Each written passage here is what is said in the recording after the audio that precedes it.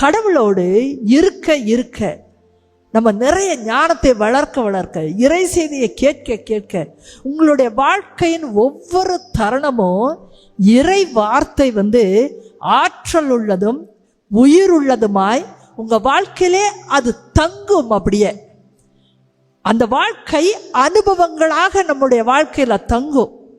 அப்படி இருக்கிறவங்க தான் கடவுளோடு நடக்கிறவர்களாய் மாறுகிறோம்.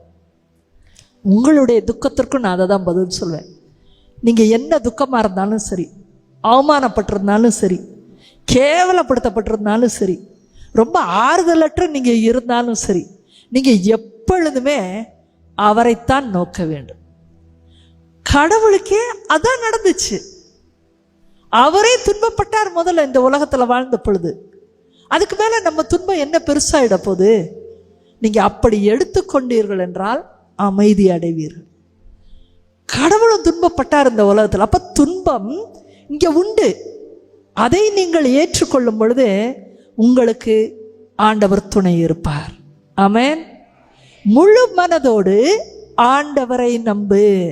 அப்ப எப்படி முழு மனசா நம்புறது அப்படின்னு கேட்டீங்கன்னா, ஒவ்வொரு நாளும் நீங்க ஆண்டவரோட இருந்தா தான் முழு மனசா நம்ப முடியும். ஒரு 4 வரி வசனமாவது நீங்க கேட்கணும், தியானிக்கணும். இல்ல தினமும் திருப்பலிக்கு வர்றவங்களா இருக்கணும், நம்ம நற்கருணை எடுத்துக்கொள்பவர்களா இருக்கணும். ஒரு புனிதருடைய வாழ்க்கையில ஒரு சின்ன வரிகளையாவது நம்ம தியானிக்கும் பொழுது அவர்களைப் போல நம்மளும் புனிதமா இருக்கிறதுக்கு ட்ரை பண்ணலாம்.